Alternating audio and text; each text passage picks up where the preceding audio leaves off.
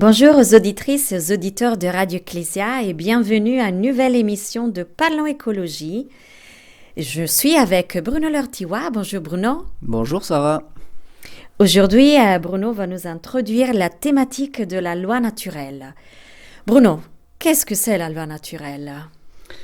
Alors pour commencer cette émission, moi je vous propose d'écouter une citation que vous allez d'ailleurs peut-être pouvoir nous partager, Sarah, du père Dominique Foyer, qui est professeur de théologie morale à l'université de Lille.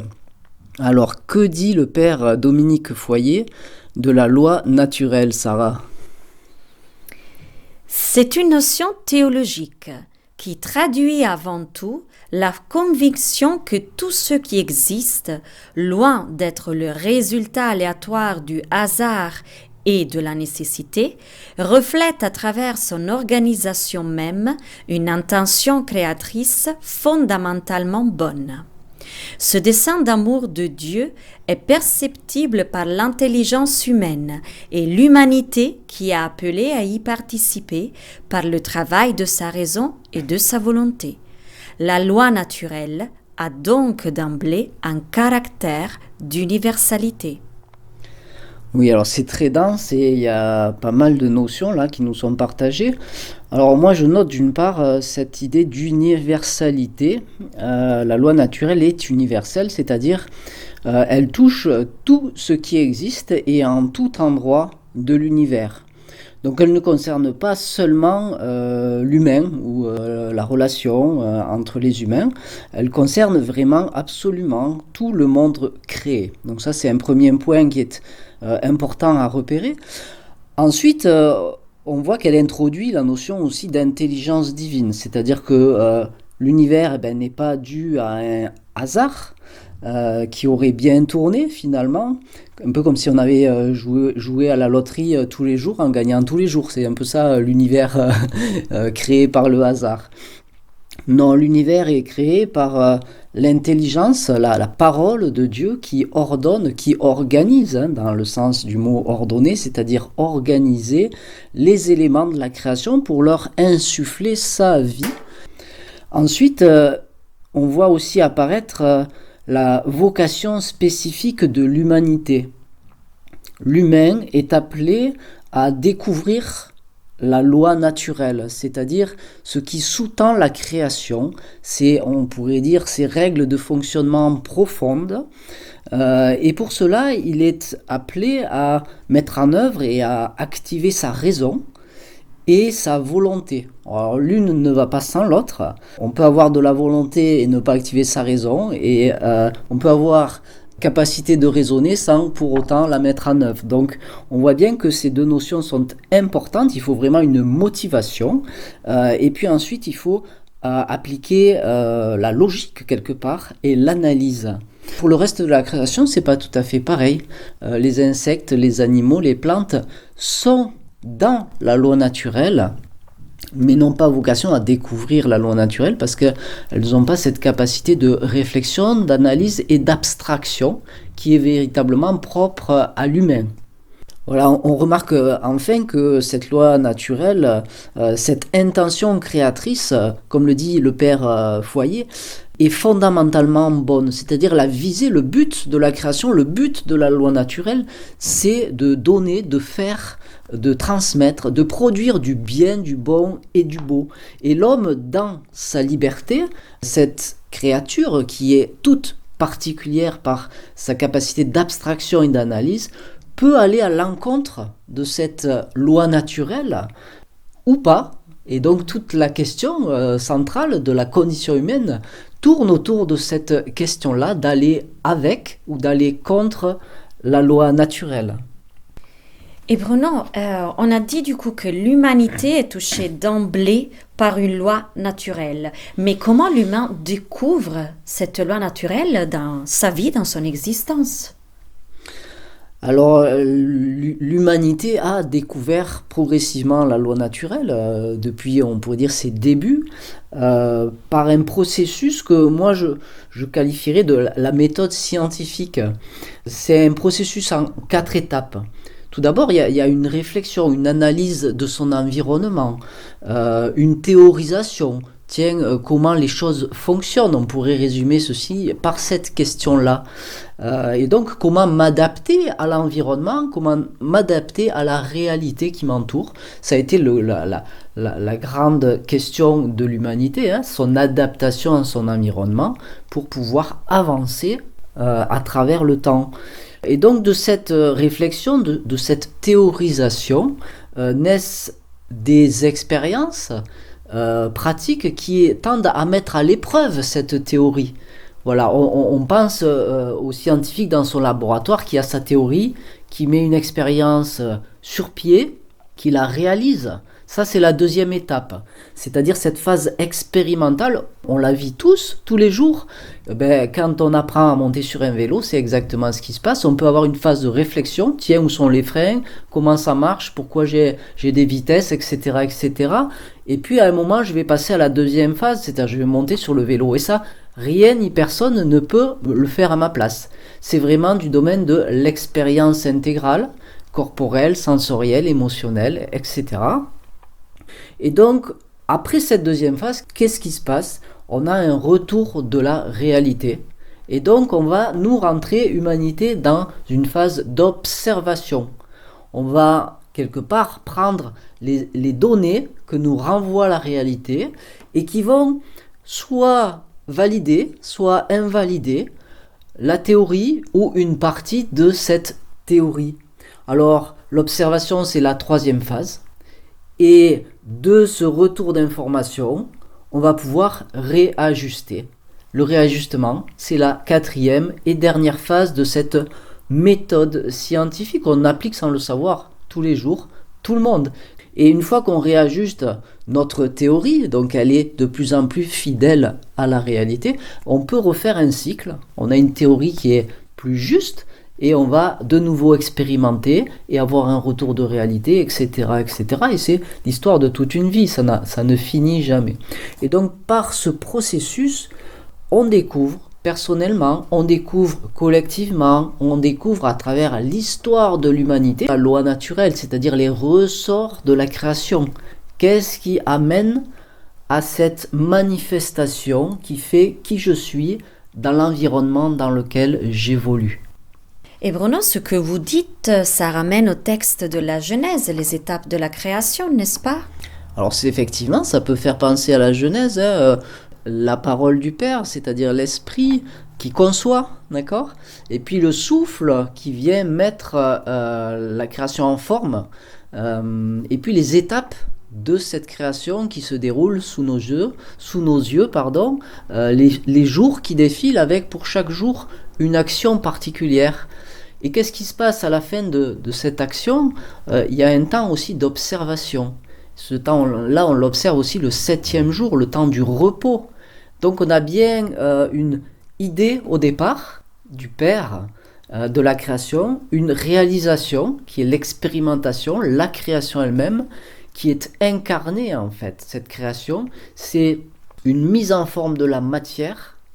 Et puis ensuite, il y a une observation pour voir si cela était bon. Et on retrouve la bonté dont on parlait tout à l'heure, c'est-à-dire ce qui est créé par la loi naturelle et qui fonctionne avec la loi naturelle, on pourrait dire ça plutôt comme ça, est créé pour le bien et au final aussi pour le bien de toute la création et de l'humanité. Bruno, on voit que ce processus est structuré et précis à son intérieur. Et est-ce que la méthode par laquelle l'humanité est appelée à découvrir cette loi naturelle ne relève elle-même à l'intérieur d'une loi naturelle? Oui, alors vous voulez dire qu'en fait, ce processus-là qu'on vient d'expliquer, cette méthode scientifique en 4 étapes, elle est là, c'est vrai, depuis le tout début de l'humanité, c'est ce qui permet à l'humanité d'avancer, et on peut se poser la question, est-ce que cette méthode-là, ce processus ne fait pas lui-même partie de cette loi naturelle, si j'ai bien compris la question? Oui, tout à fait. Il faudrait se pencher sur un peu les personnes qui sont spécialistes des domaines justement, peut-être de l'apprentissage, du fonctionnement du cerveau dans le domaine des sciences de l'éducation. On sait que depuis quelques années, quelques dizaines d'années, la neurologie a fait de grands pas grâce à l'imagerie médicale. Eh bien, à ce titre, j'invite les personnes qui écoutent cette émission à peut-être aller voir différents auteurs qui ont travaillé et qui nous éclairent. Donc, on va un petit peu partager quelques-unes de leurs découvertes rapidement, mais on peut citer Olivier Houdet, qui a écrit L'école du cerveau. Alors Olivier Houdet, il est professeur de psychologie, en tout cas il était professeur de psychologie à l'Université de Paris, où il a dirigé le laboratoire du CNRS de psychologie et de développement. Puis également, on peut citer le docteur Catherine Guéguen, qui a écrit un livre qui s'appelle « Heureux d'apprendre à l'école », qui elle a été pédiatre à l'Institut hospitalier franco-britannique de Levallois-Perret, mais surtout qui a fait un gros travail de recherche scientifique et d'analyse de toutes les études, d'un grand nombre d'études en neurologie sur les phénomènes de l'apprentissage. Et alors, qu'est-ce que nous apprennent ces recherches?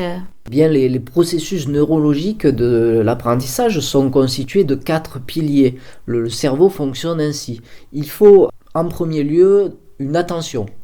Alors une attention, ça veut dire que la personne soit concentrée et puis que son environnement permette cette concentration. Par exemple, énormément de bruit dans une salle va perturber, parasiter la capacité de concentration des élèves.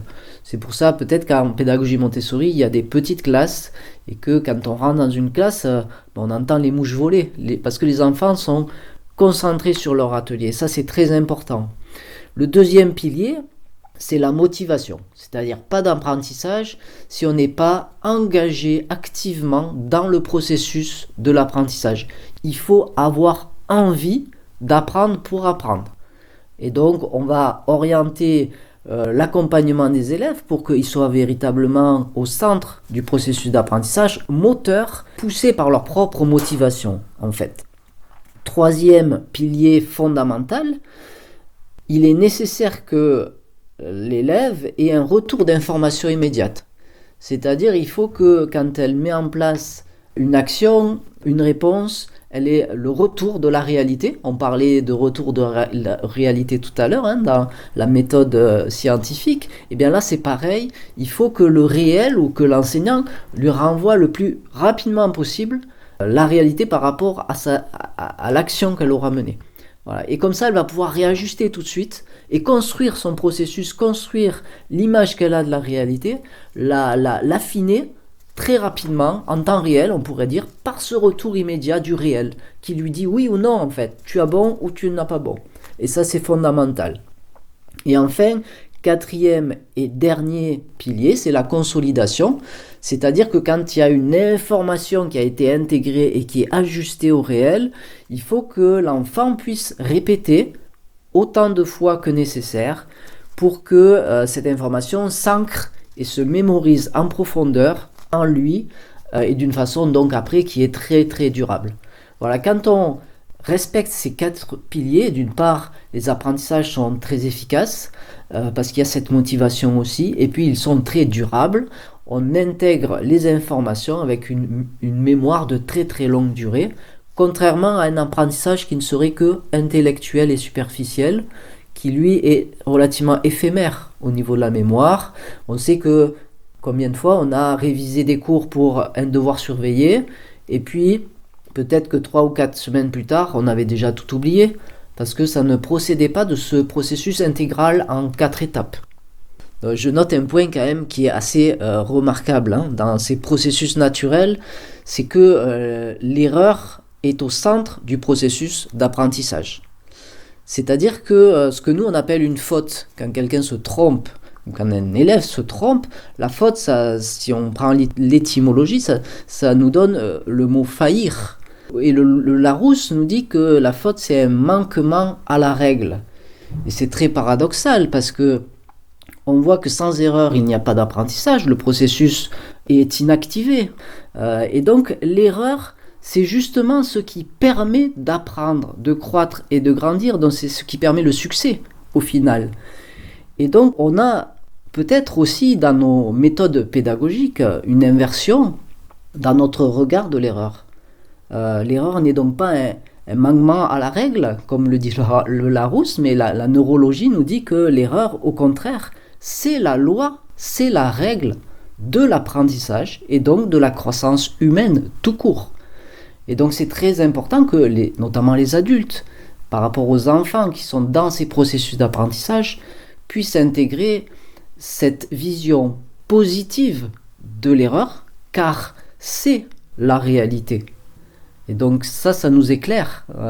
Donc on voit comment des études scientifiques peuvent aussi interférer directement sur notre façon d'accompagner les plus jeunes, où le processus d'apprentissage, c'est toute sa vie. Donc c'est aussi enrichissant et éclairant pour chacun de nous, quel que soit notre âge.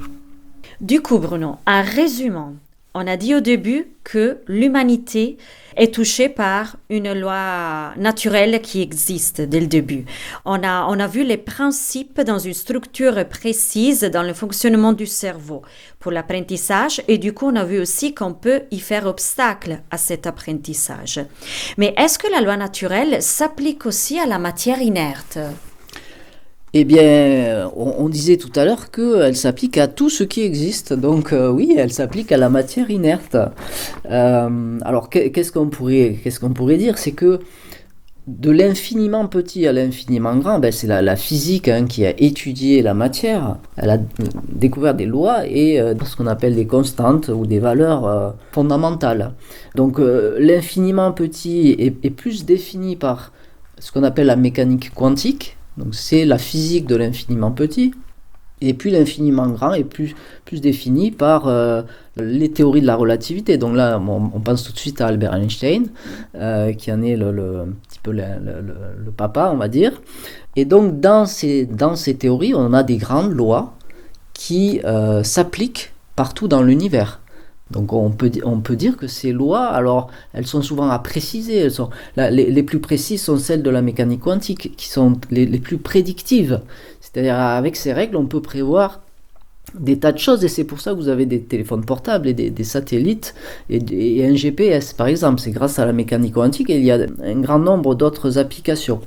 Et puis il y a des constantes universelles, ou fondamentales plutôt, telles que la vitesse de la lumière, vous vous rappelez 300 000 km/s dans le vide. On peut aussi citer la constante gravitationnelle. On a tous les pieds sur Terre et on sait que la gravité ne change pas toutes les 4 secondes, sinon on aurait des soucis. Et puis, troisième élément, une autre valeur constante fondamentale, c'est la charge élémentaire électrique du proton, qui définit aussi celle de l'électron du coup, et donc qui est la même partout dans l'univers. Et si on voulait changer, là on n'a pas prise, l'humanité ne peut pas là intervenir sur ces lois-là. Mais si nous avions le pouvoir de modifier les constantes fondamentales, eh bien en fait nous assisterions à un véritable cataclysme cosmologique. Il suffirait de changer d'une façon infinitésimale certaines d'entre elles pour que l'univers soit s'effondre sur lui-même, soit s'expanse à l'infini dans l'instant même. Donc on peut imaginer, on peut intégrer le fait que ça fait partie, ces constantes, ces lois de la physique, de l'infiniment petit à l'infiniment grand, qui nous permettent de vivre et d'avoir cette expérience incarnée, relationnelle et humaine, eh bien relève de la loi universelle. Bruno, pour l'instant, on a évoqué une humanité qui agit dans la loi naturelle et avec la loi naturelle.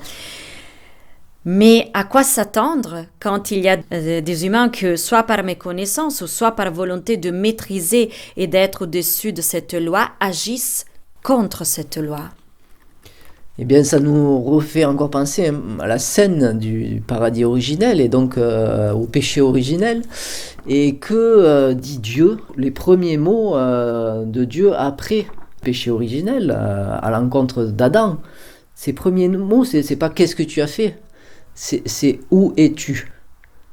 Alors où es-tu, ça veut dire, il sait très bien où il est, il se cache derrière un arbre peut-être, mais Dieu sait où il est physiquement, spatialement, mais où es-tu, c'est qu'as-tu fait, où en es-tu, où te situes-tu par rapport à la loi, c'est-à-dire la loi, c'est la parole. Et donc c'est la parole de vie. On a vu que la loi naturelle était intimement liée à la vie, c'est-à-dire elle le conditionne la présence de la vie. Elle permet la présence de la vie.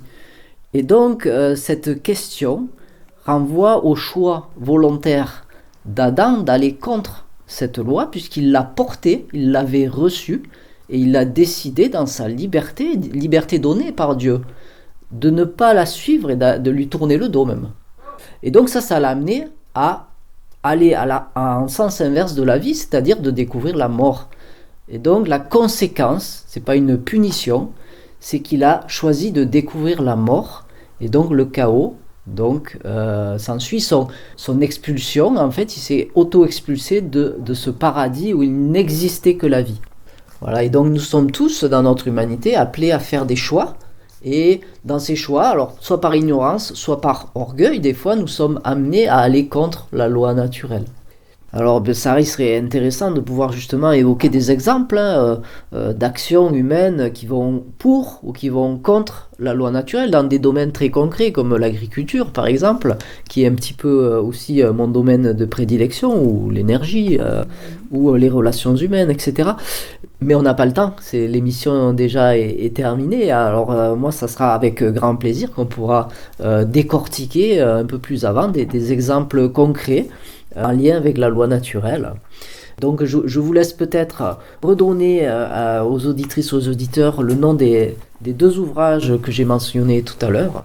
Et puis au mois prochain. Oui Bruno, je suis impatiente d'être au mois prochain pour découvrir ces exemples concrets. Du coup, je cite l'œuvre d'Olivier Houdet, L'école du cerveau de Montessori Freinet-Piaget aux sciences cognitives, et l'œuvre du docteur Catherine Guéguen, Heureux d'apprendre à l'école. Et sur ça, on finit cette émission. On vous dit au mois prochain. Merci Bruno Lortiwa. Au revoir. Au revoir et merci.